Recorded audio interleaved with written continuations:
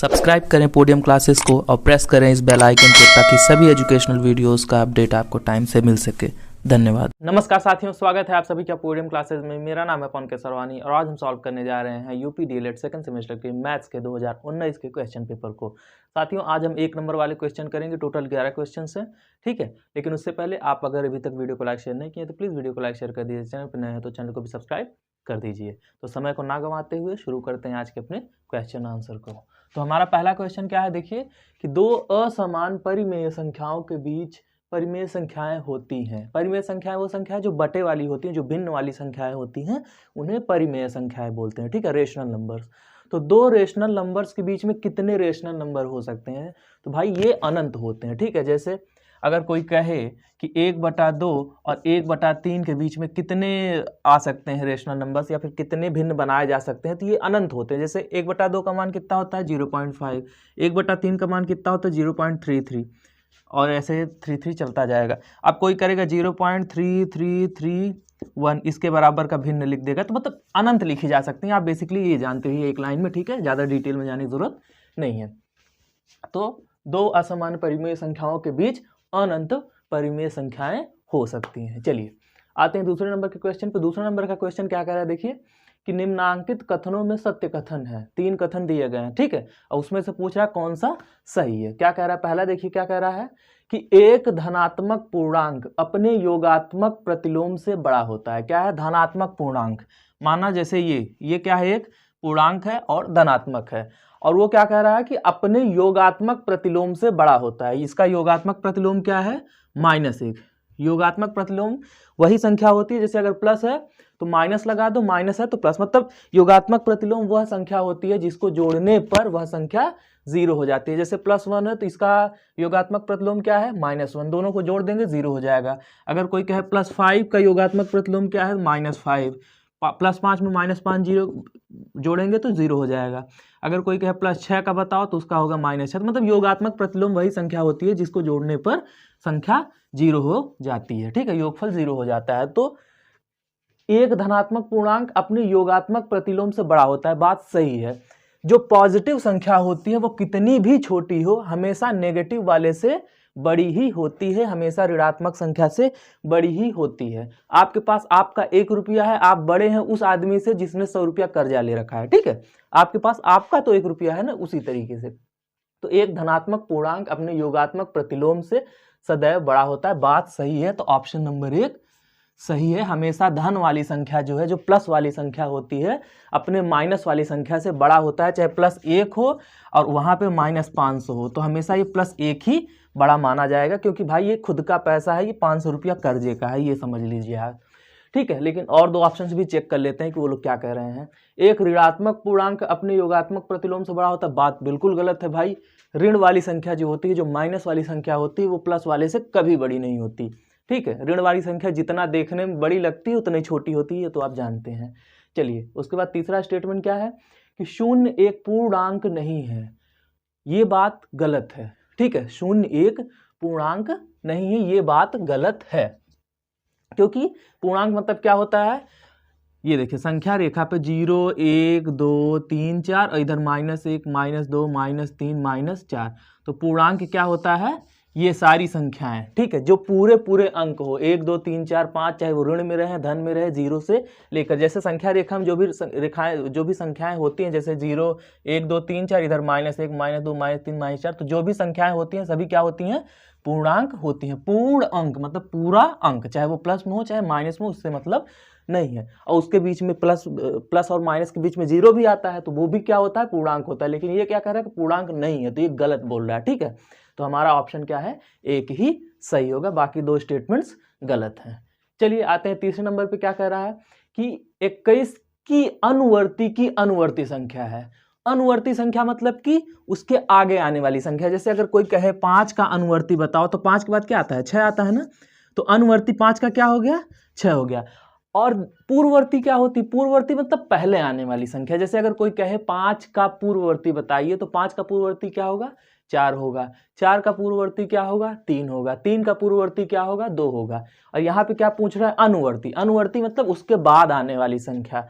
जैसे अगर कोई कहे 5 की अनुवर्ती, तो 5 का अनुवर्ती क्या होता है 6, 6 का अनुवर्ती क्या होगा 7, 7 का अनुवर्ती क्या होगा 8। ठीक है, तो इसमें क्या कह रहा है 21 के अनुवर्ती की अनुवर्ती बताइए। 21 का अनुवर्ती क्या हो जाएगा, 21 के बाद कौन सी संख्या आती है 22, 22 आती है ना। और क्या कह रहा है कि 21 के अनुवर्ती की अनुवर्ती, मतलब जो 21 का अनुवर्ती आए उसका भी अनुवर्ती, मतलब 22 आया 21 का अनुवर्ती और इसका अनुवर्ती क्या हो जाएगा 22 का अनुवर्ती क्या होगा 23, यानी कि option number 4 is the right.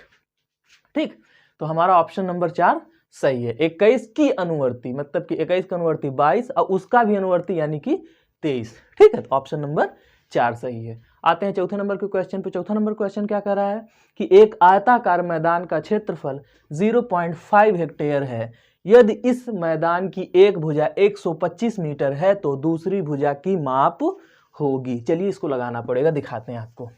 चलिए कौन सा क्वेश्चन है, क्वेश्चन नंबर 4। ऐसे चौथा ऐसे डालिए सोल्यूशन। ठीक है, क्या कह रहा है कि आयताकार मैदान का क्षेत्रफल क्या क्या दिया है, पहले से लिखिए जो दिया है आयताकार मैदान का क्षेत्रफल बराबर 0.5 हेक्टेयर। ठीक है, हेक्टेयर 0.5 हेक्टेयर। और मैदान की एक भुजा कितनी है 125 मीटर में, और जितने भी आंसर है सभी क्या है मीटर में, यानी कि इस हेक्टेयर को पहले क्या करेंगे हम लोग मीटर में बदल लेंगे। तो अब ऐसे करिए, यहाँ पे डालिए चूंकि एक हेक्टेयर बराबर 10,000 वर्ग मीटर, इसलिए 0.5 हेक्टेयर बराबर 0.5 गुणे 10,000, तो कितना आ जाएगा 5,000 वर्ग मीटर। समझ में आया? नहीं समझ में आया फिर से समझिए। क्या कह रहा है कि एक आयताकार मैदान का क्षेत्रफल दिया है 0.5 हेक्टेयर। ठीक है, और उसकी एक भुजा दी हो। तो पहले ये वाला क्षेत्रफल आप देख लीजिए, आयताकार मैदान का क्षेत्रफल कितना है 0.5 हेक्टेयर। अब इसको हम क्या करेंगे मीटर में बदल लेंगे, हेक्टेयर को वर्ग मीटर में बदलेंगे, क्योंकि देखिए जितने भी आंसर हैं सबको मीटर में ही आए हैं, तो हमको मीटर में इसको बदलना पड़ेगा। तो 1 हेक्टेयर में हम जानते हैं कि 10,000 वर्ग मीटर होता है। ठीक है, इसलिए 0.5 हेक्टेयर यानी कि आधा हेक्टेयर में कितने वर्ग मीटर हो गए, तो 0.5 गुणे 10,000 कितना है 5,000 वर्ग मीटर। और दूसरा क्या चीज़ दिया है कि इस मैदान की एक भुजा क्या है 125 मीटर, तथा मैदान की एक भुजा बराबर 125 मीटर। ठीक है, तो दो चीज़ दिया था, दोनों हमने लिख लिया। अब इसको कन्वर्ट भर किए हैं। ठीक है, बाकी दो चीज़ दिया था तो उसको लिख लिया। तब दूसरी भुजा बराबर क्वेश्चन मार्क। ठीक है, तो अब हम जानते हैं कि अतः या फिर अतः ऐसे लिखिए या चूंकि चाहे जो लिखिए, आयताकार मैदान है ना, मैदान का क्षेत्रफल बराबर आयताकार मैदान का क्षेत्रफल बराबर मैदान की एक भुजा गुणे मैदान की दूसरी भुजा। आयताकार मैदान का क्षेत्रफल बराबर मैदान की एक भुजा गुणे मैदान की दूसरी भुजा। अब देखिए ये बात पहले आप समझिए इस चीज़ की, ये आयताकार मैदान हो गया और माप कुछ भी दिया रहे हमसे उससे मतलब नहीं है। एक भुजा गुणे दूसरी भुजा मतलब कि लंबाई गुणे चौड़ाई, यहीं पे आपको कंफ्यूज किया है। आप लोग ये जानते हैं कि आयत का क्षेत्रफल क्या होता है लंबाई गुणे चौड़ाई, आयताकार मैदान का क्षेत्रफल क्या होगा मैदान की लंबाई गुणे मैदान की चौड़ाई। तो यहाँ पे तो लंबाई चौड़ाई का कुछ मेंशन ही नहीं किया है, तो आप लोग कंफ्यूज हो जाएंगे भाई इसमें एक भुजा दिया है तो भुजा वाला क्या होता है। तो वही भाई एक भुजा लंबाई होगी और एक भुजा चौड़ाई होगी, दो ही भुजा तो होती है। तो अब उसमें ये नहीं पता है कि कौन सी लंबाई है कौन सी चौड़ाई, तो हमसे उससे मतलब भी नहीं है। तो हम नया सूत्र बनाते हैं ऐसे ही कि आयताकार जो भी मैदान होता है उसका क्षेत्रफल क्या है मैदान की एक भुजा गुणे दूसरी भुजा, यही चीज जान लीजिए। अब उसमें से कौन सी लंबाई है कौन सी चौड़ाई है हमें नहीं मालूम है, जो बड़ी होगी वो लंबाई मान लेंगे, जो छोटी होगी वो चौड़ाई। इसमें क्या दिया एक भुजा दिया है तो रख दो। तो आयताकार मैदान का क्षेत्रफल कितना है 0.5 हेक्टेयर, उसको बदले हैं तो क्या है 5,000 वर्ग मीटर। तो क्षेत्रफल की जगह क्या रखो 5,000 बराबर मैदान की एक भुजा, मैदान की एक भुजा कितना दिया हुआ है 125 मीटर। देखिए मैदान की एक भुजा कितना दिया हुआ है 125 मीटर, तो 125 गुणे दूसरी भुजा गुणे दूसरी भुजा। ठीक है, अब देखिए यहाँ पे चाहे मैदान की एक भुजा लिखिए, चाहे एक भुजा गुणे दूसरी भुजा कर दीजिए, चाहे लंबाई गुणे चौड़ाई या ब्रैकेट में बना के सूत्र लिख सकते हैं, या फिर इससे पहले अगर एक लाइन और बढ़ाना चाहे तो यहाँ पे लिख सकते हैं आयताकार मैदान का क्षेत्रफल बराबर लंबाई गुणे चौड़ाई सूत्र के आधार पर ये निकालो। अगर आप बढ़ाना चाहे तो बढ़ा सकते हो, नहीं तो इतना ही कर दो, चल जाएगा काम आपका। तो 125 इधर आएगा तो बटे में हो जाएगा, तो क्या आएगा 5000 बटे 125 बराबर दूसरी भुजा।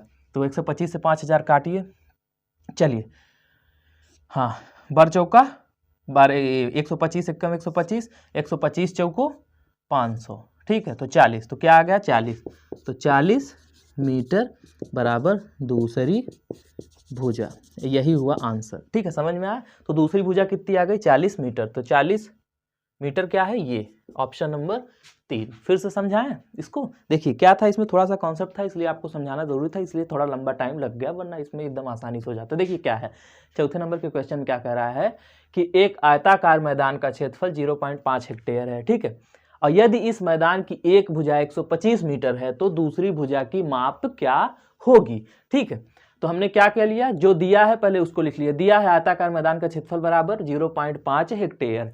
अब ये हेक्टेयर में है, लेकिन हमको कैलकुलेशन किस में करनी होगी, मीटर में ही करनी होगी, क्योंकि मीटर या सेंटीमीटर में ही तो कैलकुलेशन होती है, हेक्टेयर में कहाँ होती है। तो हम क्या करेंगे, चूंकि हम जानते हैं कि 1 हेक्टेयर बराबर 10,000 वर्ग मीटर, ये आपको याद करना पड़ेगा। जैसे 1 मीटर में 100 सेंटीमीटर होता है, उसी तरीके से 1 हेक्टेयर में 10,000 वर्ग मीटर होते हैं, ये आपको याद करना पड़ेगा।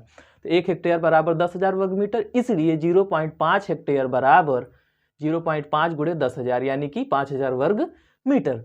तथा दूसरा क्या चीज दिया है, तथा मैदान की एक भुजा बराबर 125 मीटर। तो जो दोनों चीज दिया था दोनों को हमने लिख लिया। तब दूसरी भुजा बराबर क्वेश्चन मार्क, दूसरी भुजा पूछ रही है। चलो फिर हम जानते हैं कि आयताकार मैदान का क्षेत्रफल बराबर क्या होता है, लंबाई गुणे चौड़ाई। तो उसी सूत्र से हमने क्या किया कि लंबाई गुणे चौड़ाई की जगह, अगर लंबाई चौड़ाई दिया होता तो हम लंबाई गुणे चौड़ाई लगाते, लेकिन इसमें लंबाई गुणे चौड़ाई दिया नहीं, इसमें क्या दिया है कि एक भुजा दिया है, दूसरी भुजा पूछ रहा है, तो हम वही कर देंगे कि आयताकार मैदान का क्षेत्रफल बराबर मैदान की एक भुजा या फिर एक भुजा गुणे दूसरी भुजा लिखो, चाहे मैदान की दूसरी भुजा लिखो, वो आपकी मर्जी है। ठीक है, तो क्षेत्रफल कितना दिया था 5000 वर्ग, तो 5000 वर्ग मीटर बराबर मैदान की एक भुजा कितनी थी 125 गुणे दूसरी भुजा जो है निकालना पड़ेगा। तो 5000 बटे 125 हुआ, तो 125 से 5000 को काटे तो कितनी बार गया 40 बार गया, तो 40 मीटर यही आई दूसरी भुजा। ठीक है, यही हमारा कौन सा ऑप्शन, ऑप्शन नंबर 3। ठीक है, चलिए अब आते हैं नेक्स्ट क्वेश्चन, क्वेश्चन नंबर 5 पर। क्वेश्चन नंबर 5 को देखने से पहले आप लोग जल्दी से वीडियो को लाइक शेयर कर दीजिए। अरे यार कितनी बार करवाओगे, चलिए ठीक है, खैर आप लोग करते भी हैं, लेकिन थोड़ा सा आप लोग शायद आप लोग फास्ट फॉरवर्ड करके देखते हो, क्या करते हो मुझे समझ में नहीं आता, लेकिन ज़्यादा लंबे समय तक नहीं देखते हो, शायद मुझे ऐसा लगता है आप लोग फास्ट फॉरवर्ड करके देखते हो। चलिए वो आपका है, कैसे भी देखिए भाई। चलिए आते हैं क्वेश्चन नंबर 5 पे। क्वेश्चन नंबर 5 एकदम सिंपल सा, क्या कह रहा है कि 1 घन मीटर बराबर है, तो 1 घन मीटर में 1000 लीटर होता है। क्या होता है 1000 लीटर होता है। ये तो एकदम रटने वाली चीज़ है, याद करने वाली चीज़ है। 1 घन मीटर का मतलब समझते हैं क्या होता है, एक कोई टंकी है, एक कोई टंकी है, वो 1 मीटर लंबी 1 मीटर चौड़ी है। कोई टंकी है, ये पानी की टंकी है, ये ऐसे, ठीक है, ये पानी की टंकी है, वो 1 मीटर लंबी है और 1 ही मीटर चौड़ी है। 1 मीटर लंबी, 1 मीटर चौड़ी, 1 मीटर ऊंची, तो उसमें कितना पानी आएगा 1000 लीटर आएगा। ठीक है, ये याद करने वाली चीज़ है। तो 1 घन मीटर बराबर 1000 लीटर होता है। ठीक है, तो ये हो गया ऑप्शन नंबर 3। चलिए अब आते हैं नेक्स्ट क्वेश्चन, क्वेश्चन नंबर 6 पे। क्वेश्चन नंबर 6 पे, और तब से आप लोग अगर अभी तक इंस्टाग्राम और टेलीग्राम पर हमको नहीं फॉलो किए हैं, टेलीग्राम पे देखिए ज्वाइन कर लीजिए।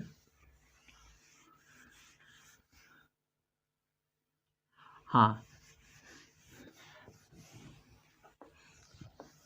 तो आप लोग इंस्टाग्राम पर हमें फॉलो कर लीजिए और टेलीग्राम पे हमारे चैनल को ज्वाइन कर लीजिए। टेलीग्राम पे आपको सारे क्वेश्चंस के आंसर मिल जाएंगे और इंस्टाग्राम पर आप हमसे कोई भी क्वेश्चन पूछ सकते हैं। कोई भी क्वेरी आप पूछिए, या फिर कमेंट सेक्शन में पूछिए, या फिर इंस्टाग्राम पर पूछिए। देखिए इंस्टाग्राम पर आपको एक सहूलियत मिलती है क्या, कि जैसे आप कहीं किताब में कहीं क्वेश्चन लगा रहे हैं, उस क्वेश्चन का फोटो खींच के हमें मैसेज कर सकते हैं। अब उस मैसेज का हम जवाब दे देंगे। यूट्यूब कमेंट सेक्शन में क्या होगा, आप एक एक वर्ड टाइप करेंगे, फिर बटे वाले सवाल में दिक्कत होगी आपको। इसीलिए मैं कह रहा हूँ कि इंस्टाग्राम पे आपको बहुत सुविधा रहेगी, सीधे फोटो खींचो क्वेश्चन का और मुझे भेज दो इस वाले हैंडल पे, पवन केसरवानी 910 पे, ठीक है। तो वो आप फोटो खींच के फोटो भेजोगे, मैं वहाँ पे अपना जो भी रहेगा आपको सॉल्व करके उसका फोटो आपके पास भेज दूंगा। तो आपके लिए सहूलियत हो जाएगी इंस्टाग्राम पर जुड़ने से। और टेलीग्राम पे क्यों जुड़ोगे, क्योंकि जो भी देखिए, हो सकता है कि जो आपको परेशानी हो जिस प्रश्न में, उसी प्रश्न में किसी और बच्चे को परेशानी हो। तो जितने लोग मुझसे पूछे रहते हैं तो मैं उनको खुद डायरेक्ट जवाब तो देता ही हूँ, साथ में वही आंसर जो होता है मैं टेलीग्राम पर भी अपलोड कर देता हूँ। तो ढेर सारे उसमें हो जाते हैं क्वेश्चन आंसर्स, जिसको आपको हल करने से काफ़ी ज़्यादा सहूलियत मिलती है। चलिए, ये दोनों काम आप लोग कर लीजिए। आते हैं क्वेश्चन नंबर 6 पे। क्या कह रहा है कि दो परिमेय संख्याओं का योगफल -1/3 है। यदि इनमें से एक संख्या -5/18 है तो दूसरी संख्या ज्ञात कीजिए। तो चलिए लिखते हैं सॉल्यूशन, और जो दिया है पहले उसे लिख लीजिए। दिया है दो परिमेय संख्याओं का योगफल बराबर कितना है, -1/3। चलिए, और दूसरा क्या दिया है, इनमें से एक संख्या तथा इनमें से एक संख्या बराबर क्या है, -5/18। तब दूसरी संख्या बराबर क्वेश्चन मार्क। ये इतना चीज़ है। दो संख्या दिया है, योगफल दिया है और पहली संख्या दिया है, और पूछ रहा है दूसरी संख्या क्या होगी। तो हम पहले मान लेते हैं कि माना दूसरी परिमेय संख्या बराबर x। मान लेते हैं कि माना दूसरी परिमेय संख्या बराबर x है। तब प्रश्नानुसार, तब प्रश्न क्या कह रहा है, देखिए प्रश्नानुसार, ऐसे लिखिए प्रश्नानुसार, और जो प्रश्न कह रहा है वो करिए। प्रश्न क्या कह रहा है कि एक संख्या 5/18 है और दूसरी संख्या, मतलब पहली संख्या और दूसरी संख्या का योगफल कितना है, -1/3 है। यही तो कह रहे हैं। देखिए पहली लाइन क्या कह रहा है कि दो परिमेय संख्याओं का योगफल -1/3 है। तो पहली परिमेय संख्या कौन सी है, -5/18।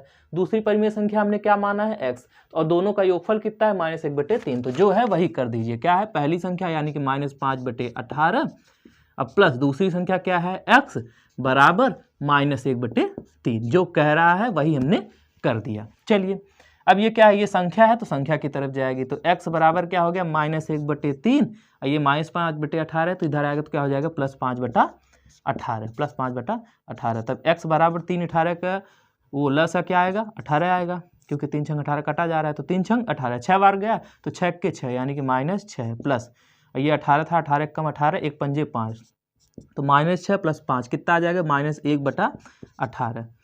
तो यानी क्या आ गया, x बराबर क्या आ गया, -1/18। यही हुई हमारी दूसरी संख्या। अब नीचे एक लाइन लिखना चाहे तो लिख दीजिए कि अतः दूसरी परिमेय संख्या बराबर क्या है, -1/18। ठीक है, समझ में आया। यही हुआ हमारा आंसर। एकदम आसान सा था। क्या था कि दो संख्याओं का योगफल दिया था और कह रहा था, दो संख्याओं का योगफल दिया था और एक संख्या दिया था। अब पूछ रहा था कि दूसरी संख्या बताइए। तो जो दिया था पहले उसको लिख लिया। फिर प्रश्न क्या कह रहा था कि पहली संख्या और दूसरी संख्या का योगफल इतना है, तो हमने लिख लिया। पहली संख्या ये था, दूसरी संख्या नहीं मालूम थी, तो मान लिया कि दूसरी संख्या ये है, बराबर -1/3। तो ये जो आया x का मान, वही हो गई हमारी दूसरी संख्या। चलिए आते हैं नेक्स्ट क्वेश्चन, क्वेश्चन नंबर 7 पे, क्वेश्चन नंबर 7 पे। चलिए क्वेश्चन नंबर 7 क्या कह रहा है, देखिए। चलिए आते हैं क्वेश्चन नंबर 7 पे। क्वेश्चन नंबर 7 क्या कह रहा है कि एक वर्गाकार खेत की भुजा 3x + 17 मीटर है। खेत का क्षेत्रफल ज्ञात कीजिए जबकि x बराबर -3। चलिए जो दिया है पहले लिख लीजिए। दिया है, ऐसे पहले लिखिए सॉल्यूशन, फिर दिया है क्या दिया है कि वर्गाकार खेत की एक भुजा बराबर 3x + 17 ये दिया है। ठीक है, इतना मीटर। ये दिया है वर्गाकार खेत की एक भुजा बराबर 3x + 17 मीटर तथा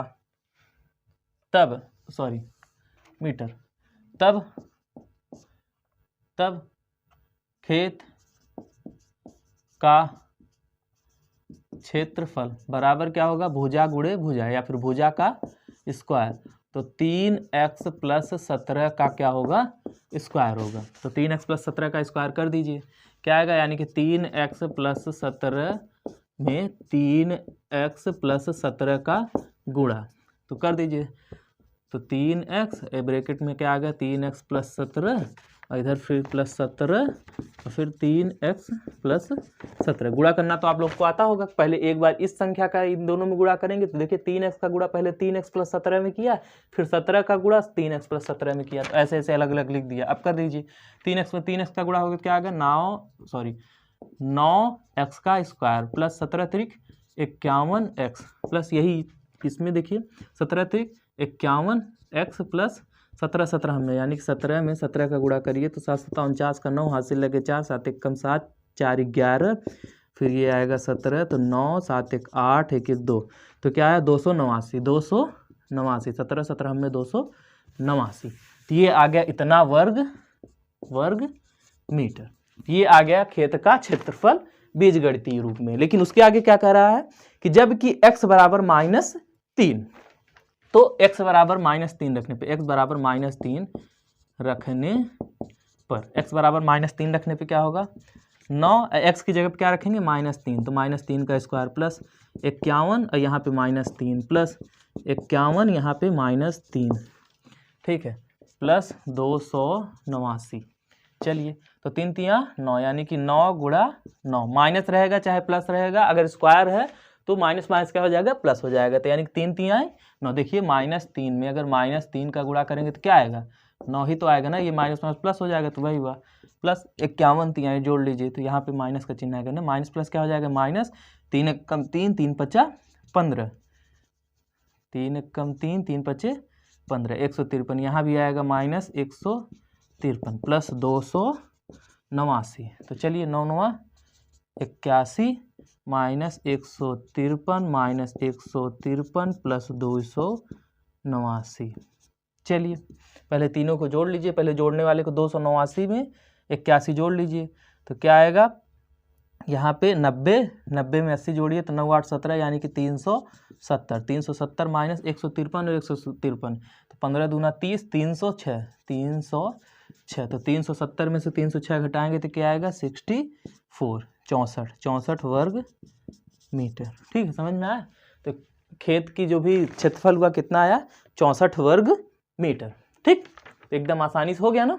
ठीक तो ये हो गया हमारा आंसर 64 वर्ग मीटर। देखिए अब क्या होगा, कुछ लोग क्या करेंगे डायरेक्ट यहीं पे x बराबर -3 रख के सॉल्व कर देंगे, आप वो भी कर सकते हैं। आप अगर समय आपके पास कम है एग्जाम में तो आप डायरेक्ट यहाँ पर भी x का मान -3 रख देंगे तो क्या आएगा -3 और 3 तो 3 तिहाई 9 तो -9 और प्लस 17 तो 17 में से 9 गया कितना बचा 8 बचा तो 8 × 64 वही आएगा। लेकिन अगर इसमें दिया है कि भाई पहले एक बार बीजगणितीय रूप में हल करो फिर उसके बाद x बराबर -3 दिया है तो जैसे दिया है वैसे कर लो तो आपका नंबर कोई नहीं काटेगा। तो एक बार ऐसे निकाल लो फिर जो आए उसमें x का मान -3 रख के जब निकालोगे तो क्या आएगा 64 वर्ग मीटर। ठीक है समझ में आया।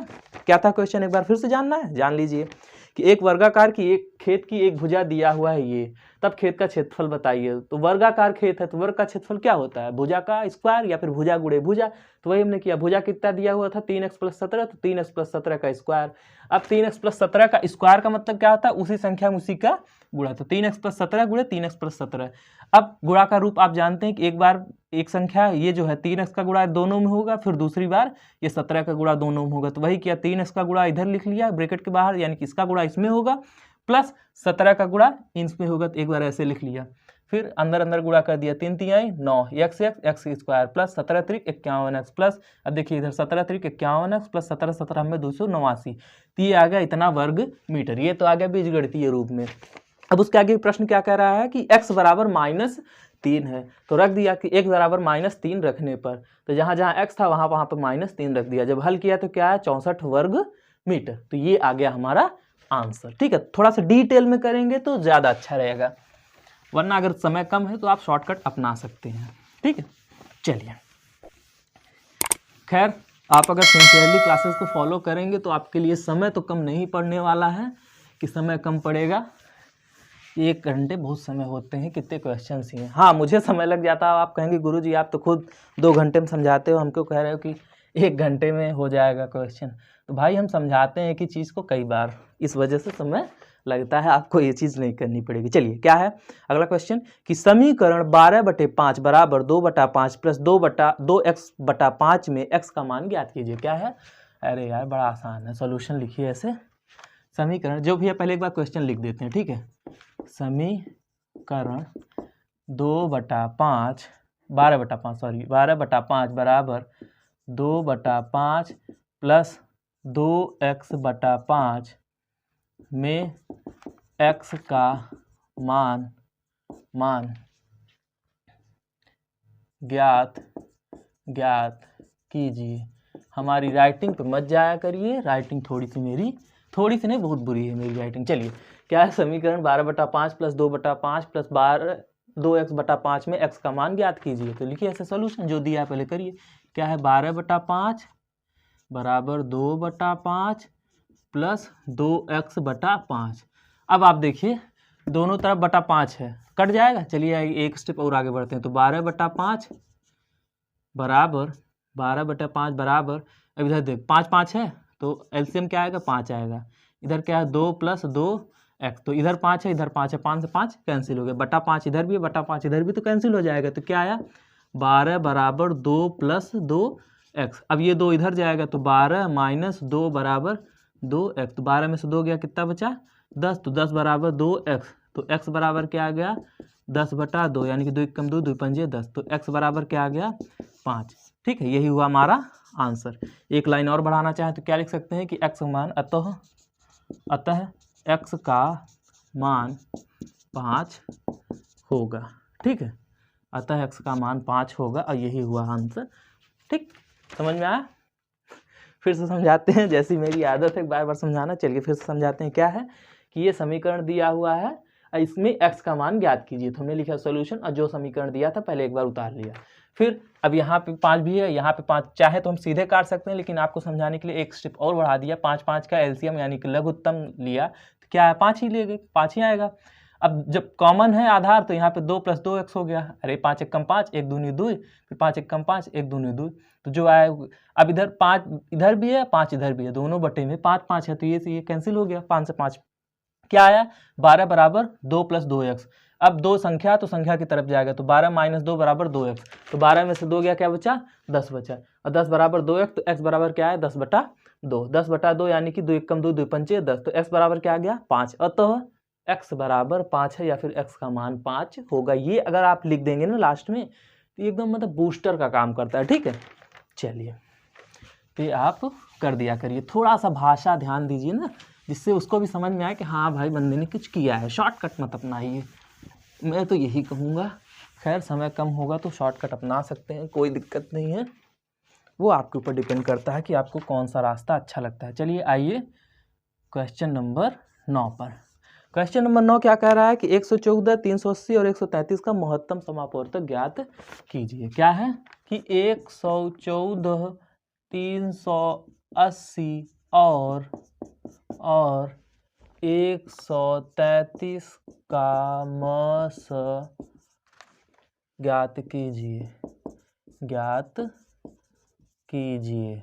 ठीक है, इनका मैसा ज्ञात करना है। तो आप लोग मैसा तो एकदम आसान होता है, वो तो जानते ही हैं। किसका किसका है 114 का, 380 का और 133 का।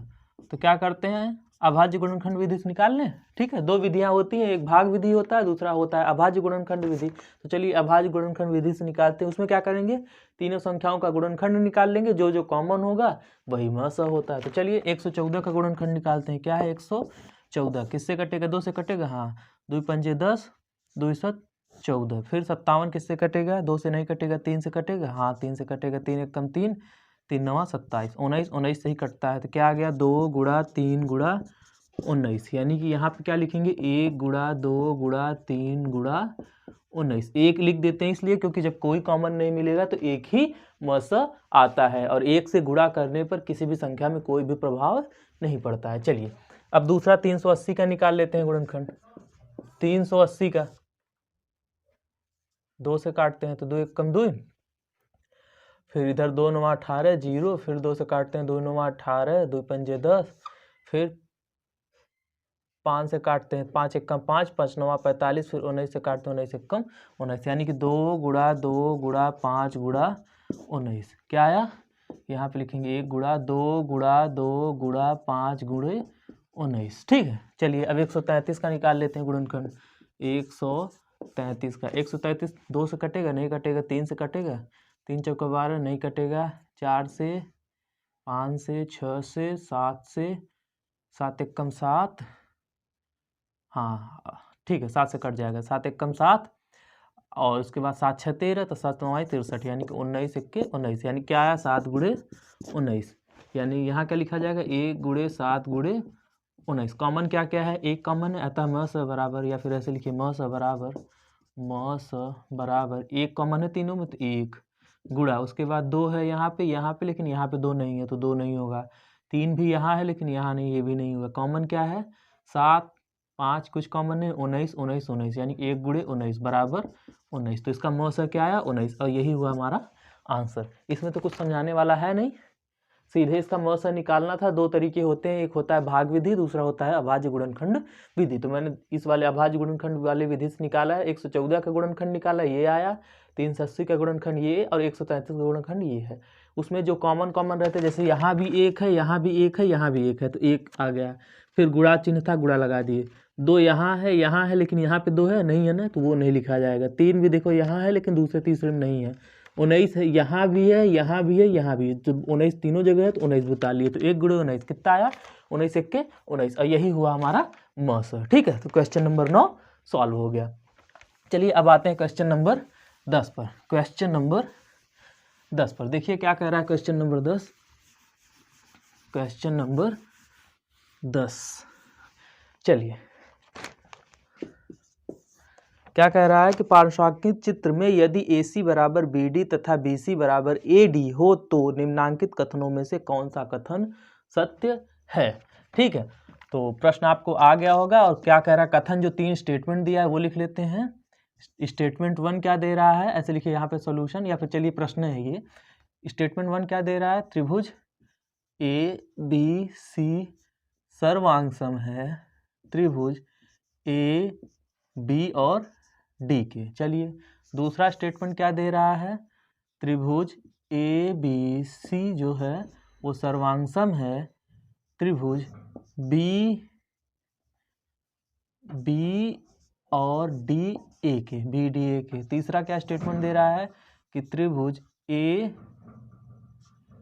ABC सर्वांगसम है त्रिभुज BA और D के। ठीक है, ये 3 स्टेटमेंट दे रहा है। चित्र क्या दिया है, ये क्वेश्चन में है। ठीक है, ये क्वेश्चन में है चित्र, सॉरी ये चित्र दिया है ऐसे, ये थोड़ा सा बड़ा बन गया है, हाँ ये।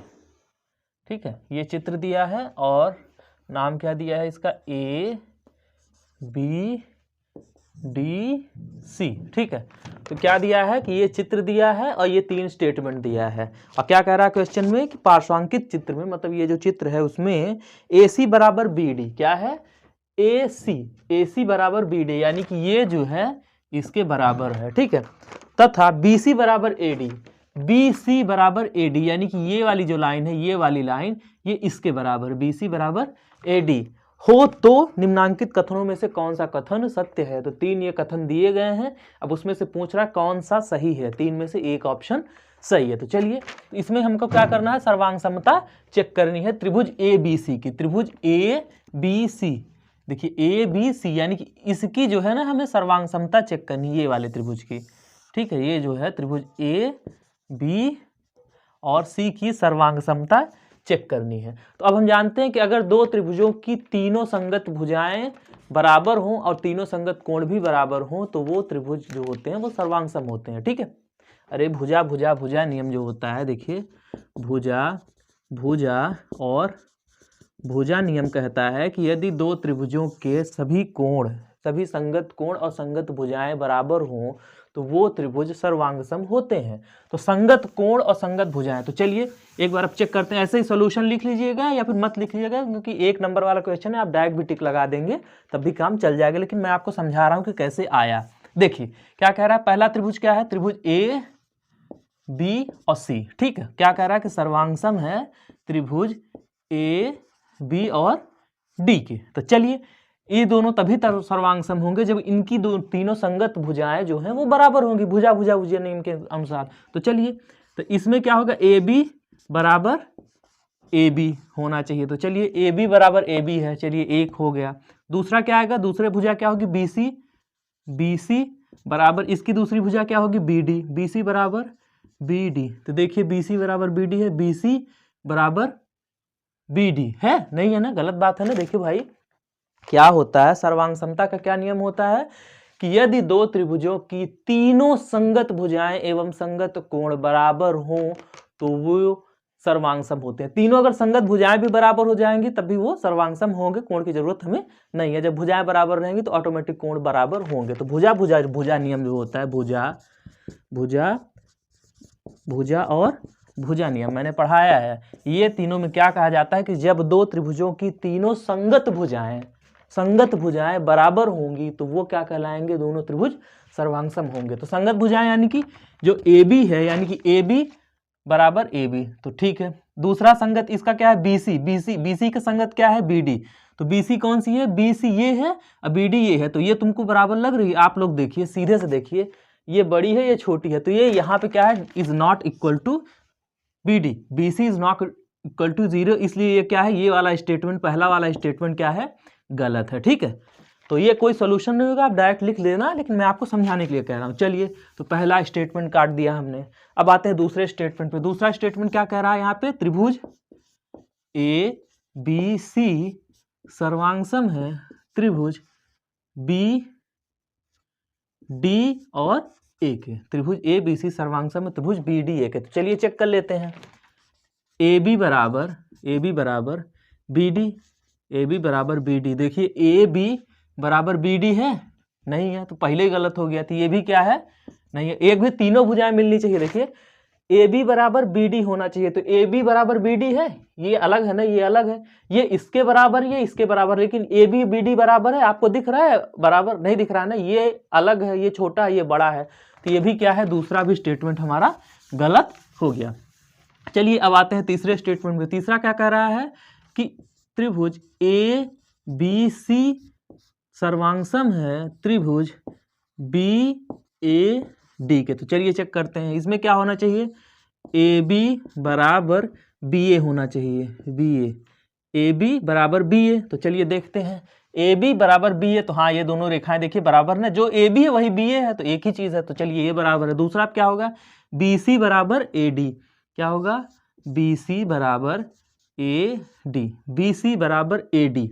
तो बी सी कौन सा है, ये है, बी सी ये है और ए डी ये है। तो देखिए ये तो प्रश्न में भी कहा था ना कि बी सी बराबर ए डी, बी सी जो ये वाली रेखा है वो इसके बराबर है, तो बी सी बराबर ए डी, ये भी चलिए सही है। अब तीसरा देखिए, सी ए बराबर डी बी, क्या, डी बी, सी ए बराबर डी बी। तो सी ए बराबर डी बी यानी कि सी ए बराबर डी बी, तो ये भी बराबर है। अतः ये वाला हमारा जो तीसरा ऑप्शन है यही वाला सही है। अतः त्रिभुज ए बी सी सर्वांगसम है त्रिभुज बी ए डी के। तीसरा वाला हमारा स्टेटमेंट सही है, तीसरा वाला हमारा ऑप्शन सही है। समझ में आया, नहीं समझ में आया, समझिए क्या होता है। देखिए भुजा भुजा भुजा नियम क्या कहता है कि जब दो त्रिभुजों के तीनों संगत भुजाएं, ठीक है, कोई भी भुजा नहीं रैंडम, संगत भुजाएं बराबर होंगी तो वो त्रिभुज सर्वांगसम होते हैं। तो संगत भुजाएं मतलब कि अगर इसका ए बी ले रहे हो, मतलब पहला दूसरा ए बी, तो इसका भी पहला लो बी ए,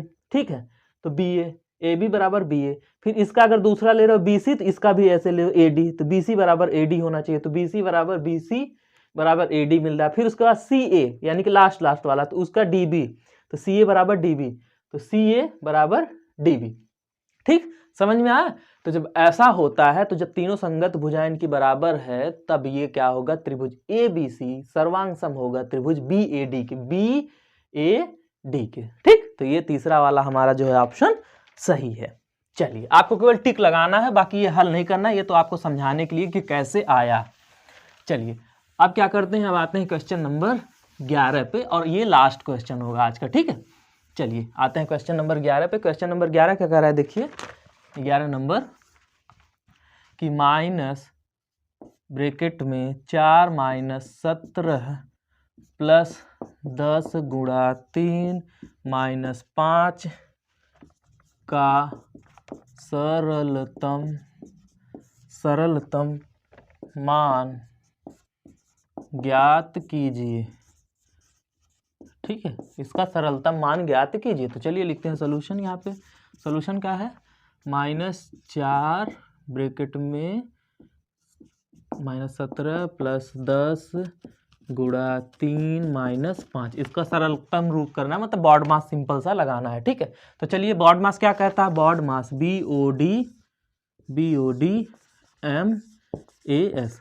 बॉड मास क्या कहता है कि सबसे पहले भैया आप ब्रैकेट को हल करो, तो पहले ब्रैकेट को हल करते हैं। ब्रैकेट में क्या है, इधर क्या है, माइनस है, 17 में से 4 गया, कितना बचा, 13, -17 था इसलिए -13 बचा, प्लस 10 तिहाई 30 माइनस 5, अब माइनस माइनस क्या हुआ, प्लस, तो plus 13 plus 30 minus 5 plus 13 plus 30 minus 5।